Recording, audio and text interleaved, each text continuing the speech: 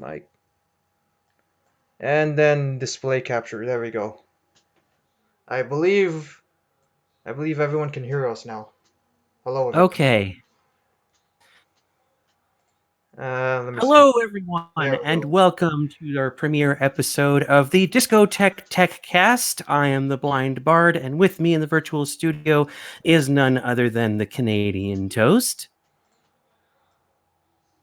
Yes, hello, everyone. And also with Yeah. me in the panel room is the Swedish Snake. Hey, Snake, how are you doing this evening? I am good. And it looks like we are officially live here, and we want to welcome each and everyone here to the premiere episode of DiscoTechCast, entitled Welcome to DiscoTech, and I am genuinely glad to be here because we got a wonderful crowd here, and most of which are from the Brytech chat server. This is a special shout out to Brian of brytechcomputers.co.uk, one of our friends and also fellow members here at DiscoTech, and also the Brytech chat server. If you're not a member of his chat server, go ahead and check it out. It is really amazing. We've also left a link to our Discord invite here on the description of this video.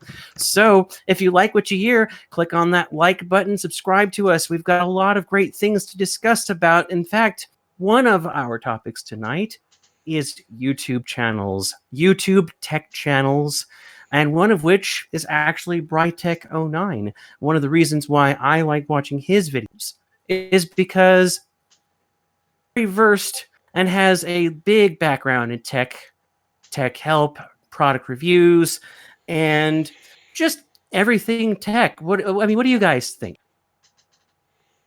I think it's great. Personally, I've been a follower of Brian's for about 10 years and counting, and you know what? It is definitely a pleasure to have the opportunity to meet the man himself. Like I said before, he's very versed in his tech background. He's talking about because he likes to help out those individuals with their tech help and just basically helping out with whatever he can because he just has a passion for tech. So guys, I have a question for you. What are some of your favorite tech channels to follow? My favorite tech channels is obviously Brytech, the PC security channel. That's a good one.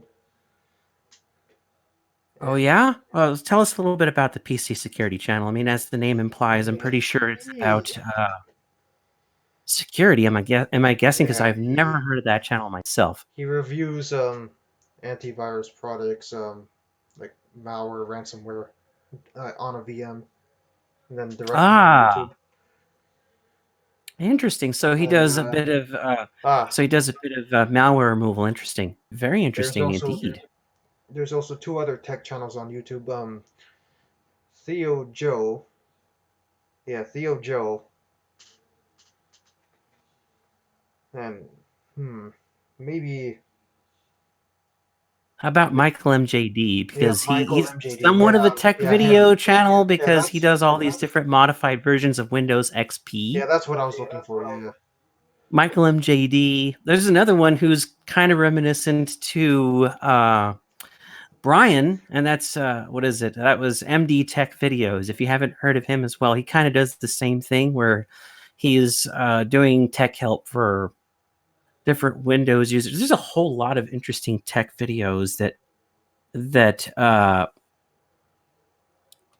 out there. But the thing is, what separates a good tech channel from a great tech channel is not so much the content that they deliver, but the fact that they've got a strong background in it. Because anybody can make a YouTube channel, just like us. We're here just blathering on about these types of things. I personally enjoy these types of things on my spare time, but also trying to deliver something new and unique and exciting. And that's what I'm here to tell you all about. Because really, when you get down to the wire of creating content, YouTube videos, even tech videos.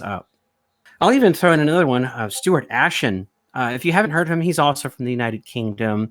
He's actually from Hmm, Norwich, and nice. he does a bit of everything, and some of it's tech, but not in the same level that Bright Tech or MD Tech or Michael MJD videos has done. So, that's something that I personally, I personally find very unique in this. So, any other things that you would like to say in regards to that? I mean, I'm pretty sure that there are some things that you all have to Yeah. share. I mean, what would you say is your favorite thing about these tech channels?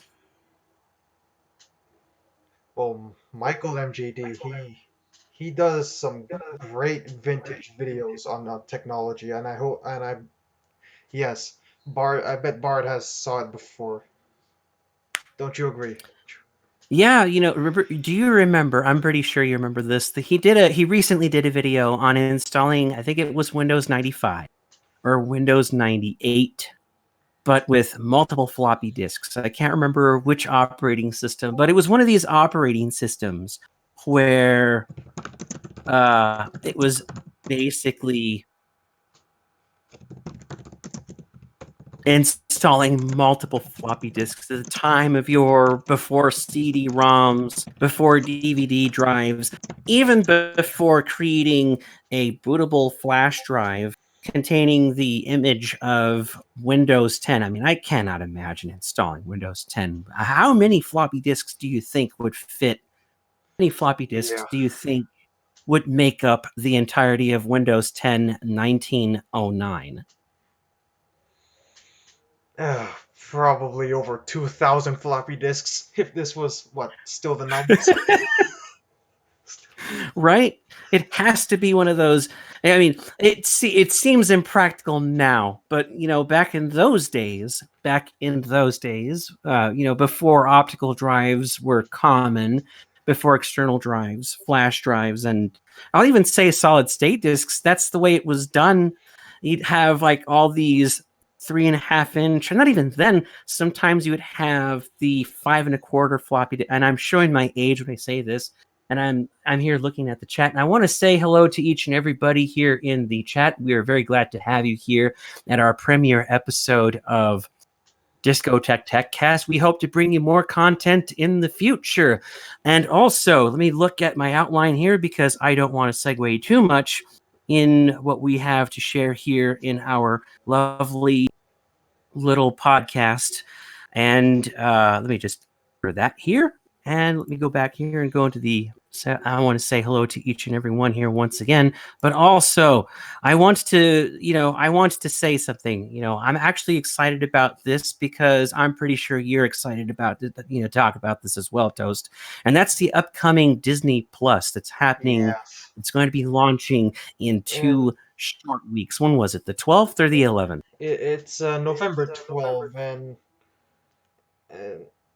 for other parts of the other parts of countries. North America is going to get it first, and then Europe, and then Asia. And so those dates are projected somewhere between 2020 and 2021 for those of us outside of the United States. Can you tell us, Yes. because I know that there are some Yes. tuned in here, the United Kingdom, On who who are from the United Kingdom. When would that be making its way to the United Kingdom? Well, I know that um, obviously first Disney Plus is coming to United States and Canada on the 12th, and then Australia and New Zealand on the 19th. And and then let me scroll down here. Yeah, United Kingdom is gonna get it March 2020. Same for Western Europe. Latin America August 2020. Asia Pacific and Eastern Europe September 2021. The thing about these types of streaming services, because of the advent of the internet and high-speed internet connections, fiber connections, gigabit connections, and even cable broadband connections, it's becoming even more and more common. And I predict, now this is just me, I personally predict that in the next 10 to 15 years, it's going to be phasing out cable television and probably become the next replacement Yes, of cable television. we've It happened, I mean, we had back in the 1950s and 60s, we had local TV stations and your rabbit ears. Then cable TV became a thing. Premium channels. If you grew up in the 1980s the way I did, premium channels meant premium broadcast programming without any commercials. And since cable TV has become saturated worldwide, streaming yep, has become the next step with Netflix, Hulu. I know that Amazon's got their own thing, yep, Disney's got their thing coming up in just a few yeah, short days. And I foresee that maybe not 10 and years, but maybe 5 years down the line, streaming services are going to be the and and, replacement and also for Bart, cable. Apple is joining the party too. Believe it or not, audience. Apple is releasing their own streaming service called Apple TV Plus. Do you know when that's going to be released for anybody who is interested in subscribing for any of these services?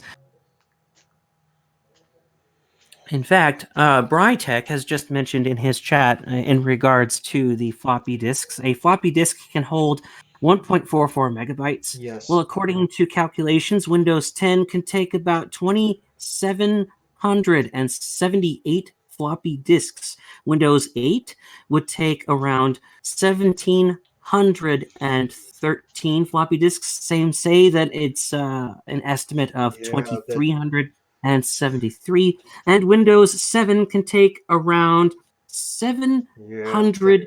750 floppy disks. Yeah. Going back to what we said about that, thank you for that very interesting tip, Brian. That is very fascinating. And you know what?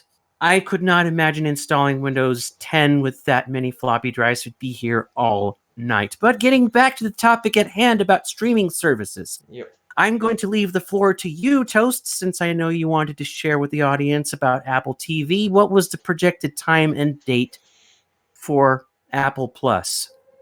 Well, all I'm getting here is November 1, which was yesterday, actually, for Apple TV Plus. So that's going to be coming here pretty soon. And you know, I'll have to say this, it's pretty exciting because as I've said before, with the advent of the internet with high-speed connections, it is Yeah. just becoming more and more available. But at the same time, services like Netflix and Hulu and Amazon and now Disney Yeah. Plus, People are leaving their cable TV subscriptions and satellite TV subscriptions probably because due to finding something to watch and then worrying about the cost, like what, $100 a month for a premium package? Really, really? you're paying more for a lot less when people want to get straight to their programmings and watch things that they enjoy watching as opposed to a block of things on a network. And I know that this is an option, but also it gives a lot of people the option of picking out things that they enjoy watching to unwind and Yeah, basically enjoy something not only for themselves but with their loved ones, their girlfriends, their families, their boyfriends, just people that they see every single day. It has its advantages, but it also has its yeah, disadvantages because they have yeah. formed a monopoly. And I have a And disadvantage about streaming. what would that disadvantage be, Toast? The ISPs. They've been trying to fight Ah, back, particularly two ISPs in the United States, Comcast and Cox. They introduced 1 terabyte data cap recently, like a few years ago. yeah, and And that's also that is a disadvantage. and One thing that you have to factor in, and go ahead, Toast, and I'll say I my piece after you said yours. I would recommend if you want to get into streaming, I would recommend getting unlimited data, even if it's if it's already included or if it's optional at an optional cost. Hey, yeah, go ahead, Bart. But you would also have to consider that the average user has either cable or DSL connection. And I know that there are some regions of the world that have the fiber and gigabit connections that are just absurdly fast and be able to stream not only a standard definition video, but also your 1080p's and even 4K on the horizon, because ultra high definition is what people want. Yes. Because they're not just streaming this on their computer, ladies and gentlemen, they're also streaming this on their... Oh, and it looks like we're having some issues with our audio, it seems. Stand by for one moment. Looks like... Oh boy, what's going on? One of our viewers and moderators, Brytech, has mentioned that we're having some audio issues. Let me just leave that here in the chat. It says yellow on the stream health. Oof. Now, being said, we're just standing by here just a moment, but at the very same time, I want to make a mention. I almost lost my train of thought that with the advent of internet connections, one also has to consider, because most people want the ultra high definition, not only for television shows and movies, but also sports coverage as well. So if you're on an ADSL connection that can't support that kind of thing, you won't be able to get the most out of it. Yeah, there's also a very high speed DSL connection called VDSL, very high bitrate DSL. It can, I believe that type of connection could go up to like what, 50 or 100 megabits per second download. Dang, on a phone. Right. On a phone line too. On a phone line, and that's actually quite a bit, as opposed to back in the early days of the internet with America Online for us American users, AOL everywhere else. The dial-up connections. I could not imagine streaming anything on dial-up connection. It would be practically impossible. It was possible during the 90s to stream, but was it? Not in today's standards. Yeah. It would have been extremely compressed. During the days when the internet was still in its infancy, during the 90s, when everything was just HTML, like blue HTML links all over the place, images, GIFs. Way, way, way, way back in the day when that was pretty much a standard. And now, if you look back into it, a lot has changed since then. And most of it's for the better. When my internet had went out for like 19 days, I had a 5 gigabyte cap on my phone data. Ooh. After that ran out, it dropped me down to 120 kilobytes a second download speed. Yeah, I remember having a similar situation a few years back with my cell phone provider. And that was because I was in a place that didn't have an internet connection, so I relied on mobile data. And once that gets chewed up, they slow it down. They say unlimited in the tin, but you have to read the fine print on that. So, that's just something that one would really have to consider in terms of what you do with the connection. Because if you had I'm going to use this as an example. If you had an update for your game that was maybe a gigabyte in length, you're not going to do it on that kind of connection, because you'd use it all up in one go. And speaking of games, I'm going to be segueing to some of the upcoming video game consoles. You guys like video games. I like video games. Which console are you fellas excited about? I personally, I'm hoping for the PlayStation 5, but seeing some of the images for the PlayStation 5 console with the engraved V on it, I'm really not liking that design. It's just a dev kit, and every single dev kit Sony has made has been drastically different from their full release console. Oh, okay. That would make sense, because I remember seeing a leak of that some time ago and thinking to myself, if that's the design they're going for, then that's not exactly what I would call aesthetically pleasing. I'm being called. I'll be right back.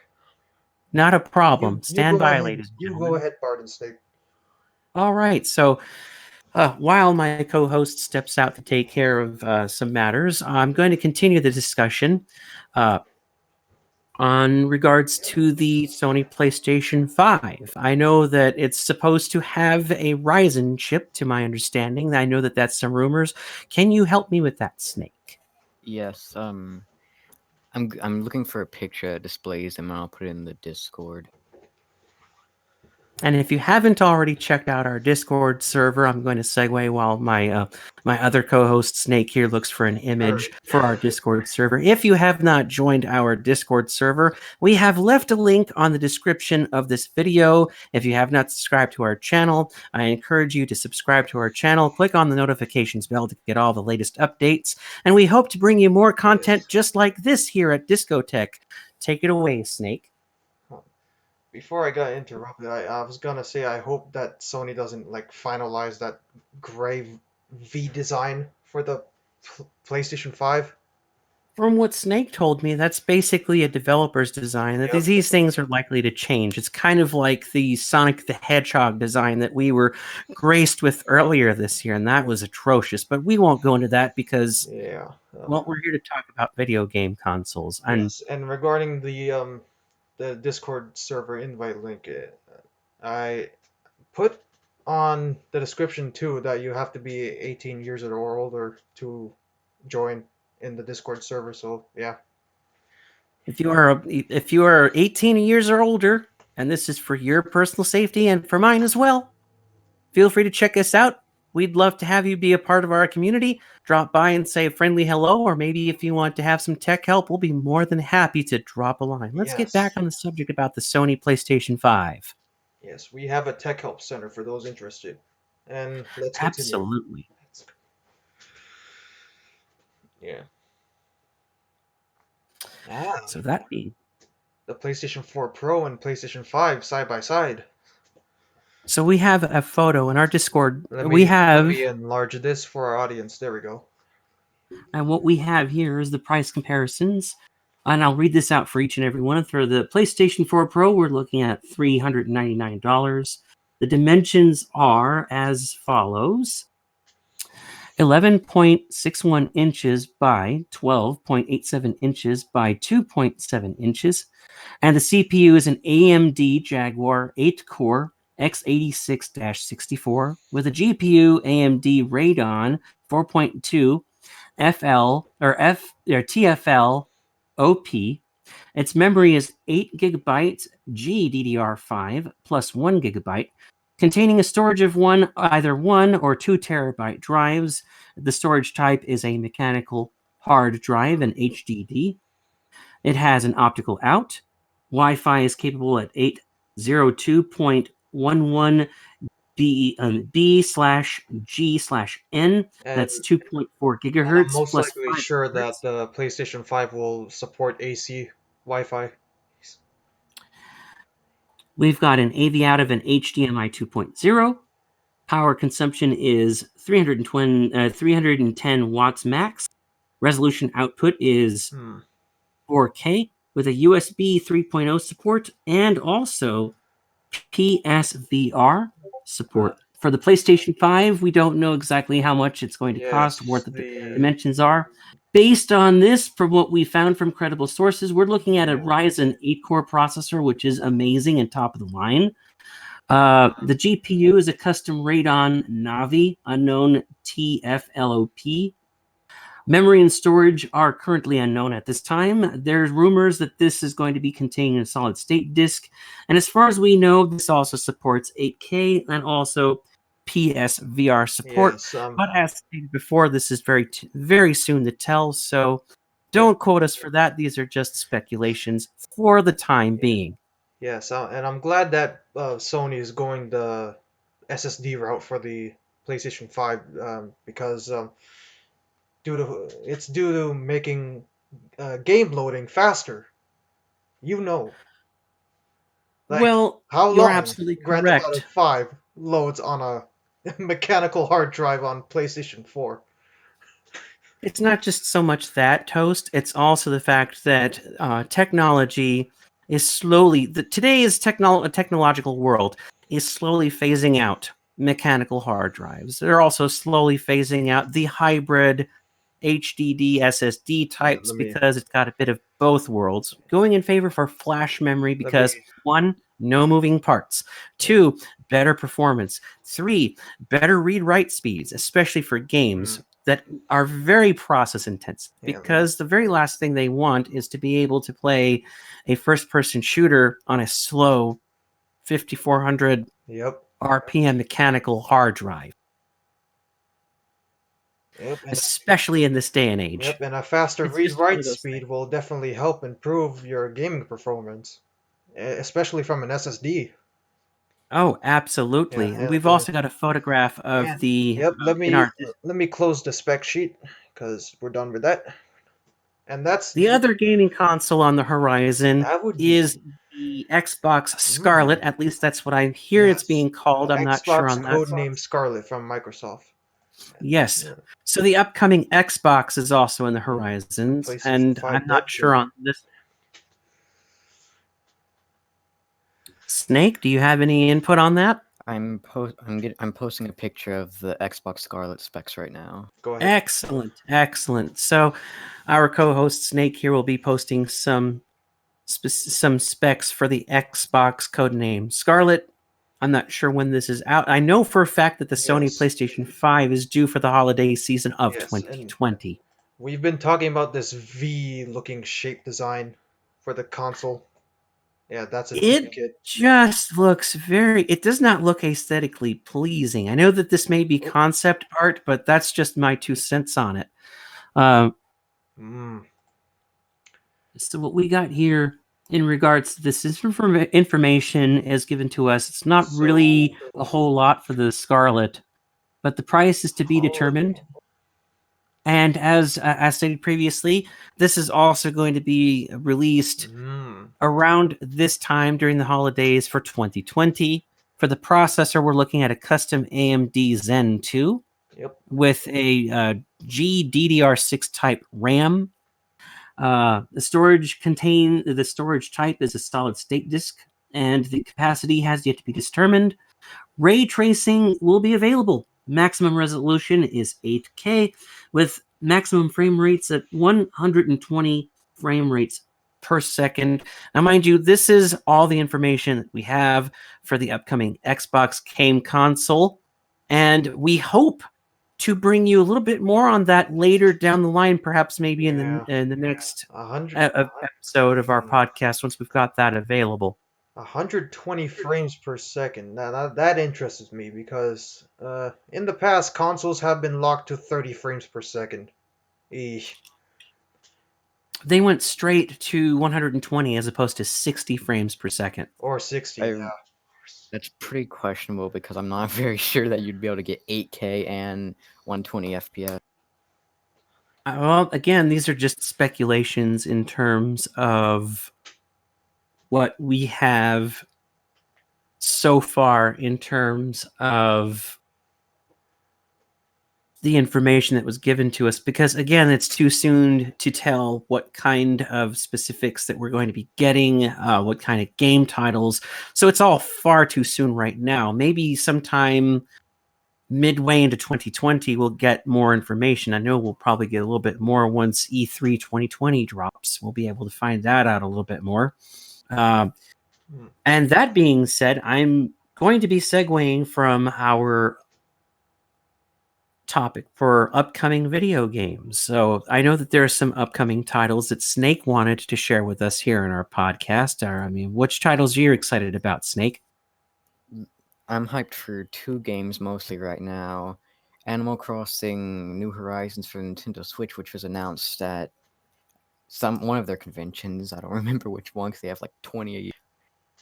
And one that was just announced literally yesterday is Overwatch 2 with no release date yet. Oh, interesting. So it's a continuation of the Overwatch series. I have not played that game myself, but I hear it's very, very interesting to play. Correct me if I'm wrong, because I've not followed this. Is it very much like League of Legends, or is it its own thing? It's nothing like League of Legends. It's not a MOBA. It's a FPS game. Ah, okay. That's very interesting to know. I mean, personally, I'm interested in seeing what kind of new games come out, not only for these upcoming game consoles, but what we got here. Which games are you excited for, Toast? I am not sure at the moment. Well, at the moment I've heard that Luigi's Mansion just released for Nintendo Switch. Oh, are they doing like a remaster of? Probably. I think this is the third. Is this the third release? Yeah, I know that there was a. I know that it came out on the GameCube originally, Yes, and I GameCube. want to say that they re-released it on the Nintendo DS. Correct me if I'm wrong on that. It's been such a long time. Luigi's Mansion 2 was on the 3DS, I believe. Ah, I know that. I, for one, Yeah. I haven't really played a whole lot of video games, but I know that there was a few other first-person shooters that came out recently. Uh, what was it? Modern Warfare. Am I correct, Snake? Yes. Tell us a little bit more about the new Modern Warfare. I mean, it sounds like a very exciting title. In my opinion, it's definitely the best Call of Duty game that's come out in at least the last 5 years, doing a lot better than Black Ops 4, World War II, and that other one that we don't talk about. Right. The story is really good on it. It was actually the best Modern Warfare story so far, in my opinion. Sadly, it was an extremely short story. You can beat in like 2-3 hours. Yeah. The online's the online's also really good too, but I have been encountering quite a few bugs on it though that they really need to fix. They're kind of game breaking, like not completing a challenges when I do the requirements to complete them, and I have to restart the game for it to actually complete. Oh wow, that is wow. That's very interesting. I'm going to be looking at the chat here in just a moment. See what's Yeah. going on here in the chat. I'm also looking forward to Modern Warfare. Even though well, I think it's already released, but I don't have the game yet for PlayStation 4. Right. I know that Modern Warfare. I know that Modern Warfare. I'm sorry, I stuttered there. Is available for PC. I'm not sure when that's coming out for the PlayStation 4, the Xbox One, if it's already out. Yeah. It came out on PS4 and I think Xbox One on October 24th, and it came out on PC October 25th. You can get it on the Wow. Battle.net launcher. I know that not too long ago, Steam had acquired Destiny 2 and that it was free to play. So if you're interested in a first-person shooter sci-fi game like Destiny 2, to my recollection, last I recall, it is free to play from Steam. The downside is that the game is 105 gigabytes in length. So if you've got that kind of drive space, by all means have at it, because it's a very big, if not, it's kind of like World of Warcraft, but in a sci-fi setting. And that's what it was, and that's how it was told to me. It's one that I'm interested in playing myself. I have a copy of it for the PlayStation 4. It's basically Borderlands MMO. 100 gigs, dang. So I know, and 105 gigabytes. going back to the topic of data caps, oh geez, you can really blow through that since Steam is is a downloader, a game downloader. Speaking of Steam, Eh, didn't they not? Did they recently have an update on the library? And some people don't yes, really they like the did, new and library. Yes, I hate the new updates. A lot worse, a lot laggier, a lot buggy. Well, that's usually the case, but people are afraid of change, especially those of us in the tech world. If it's not broken, don't fix it. It kind of goes back to when Windows 8 was first introduced and they phased out the start menu, confusing millions of users. I'm not sure what Microsoft was thinking back in 2012.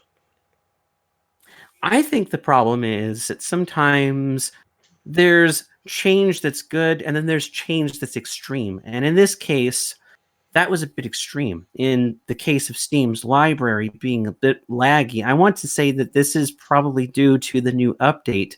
I want to say that I'm hoping that it's laggy now, but it improves later down the line because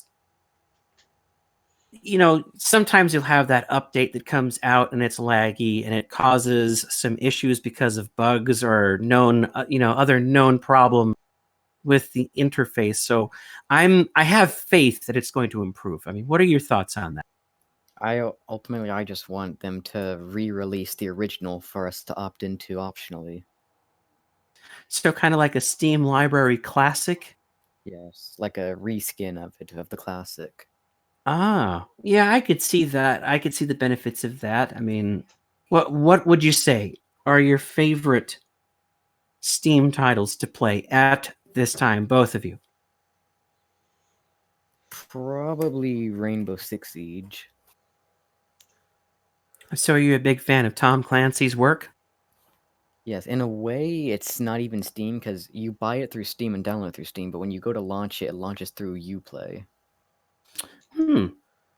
So let me see what we have here. We Haven't got used somebody. Steam. I have a question that made you guys want to start DiscoTech. Trev Good asks this question. We started DiscoTech because we wanted to bring a fun and positive community for all those tech enthusiasts out there who like talking about tech and like helping out those who have basic PC problems. And that's why I founded this group, because I wanted to bring things that I liked about the tech community to this community. In fact, you know what? How about this? I'm going to be looking at this chat here. Some people are saying this here in regards to that. Maybe that Katie's Aura writes that she might actually get the new Xbox over the PlayStation. And in my regards to Steam, I haven't used Steam that much. The only game I played on Steam was Warface, and that's it. Ah, I know that that's on the PlayStation 4 game console as well. It is, and So what are the differences? And Xbox One. What would you say? What are the differences between the PC port and the PlayStation 4 port of Warface? Well, pretty much PC gets all the new features first, then the consoles. Since it was originally a PC game, then it got ported to the consoles. Right. That does make sense, especially when you've got different types of PC specs, different processors and GPUs, and a lot of things to factor in, especially whether or not the game is going to be compatible. I mean, I've got an older system, for those of you who are tuned in, and I know for a fact it will not handle something like Warface. I may as well, if I wanted to cook my processor, motherboard, and GPU, I may as well just throw it in the oven. But that's just a joke because, again, it's all in good, clean fun. So with that, I want to I'm going to be looking at the tab, and then Trev Good also wrote, I want the new Xbox Scarlett. Yes, I'm pretty sure it sounds like a very exciting game console, but I'm pretty sure that once we've got some more information, I'll probably decide on whether or not I'll get a PlayStation 5 or an Xbox Scarlett myself. Katie's Aura asks, do we have a prototype of the new Xbox yet? And I'm going to say no. I mean, I don't think so, because it's too soon to tell. I mean, if you were around, we actually read some specs for the Xbox Scarlett, but there's very little known information about this as opposed to the Sony PlayStation 5. But we hope to bring that information to you in the future.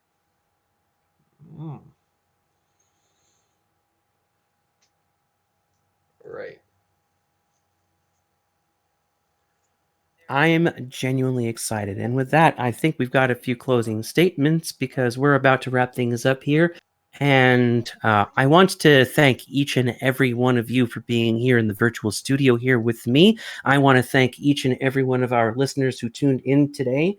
And if you like what you heard, leave a comment, leave a like. If you have a suggestion, come check us out. Leave a comment. Tell us what you think about our podcast. And we hope to bring you more just like this later down the line. So with that being said, this is the Blind Bard. The Canadian Toast, also known as TCT 101. And the Swedish Snake, and we want to thank you for watching. We hope you enjoyed the show. Take care, everybody. Take it easy. And until then, we'll see you next time. Yep, see you later. I'm just gonna immediately stop the stream, right? Alright.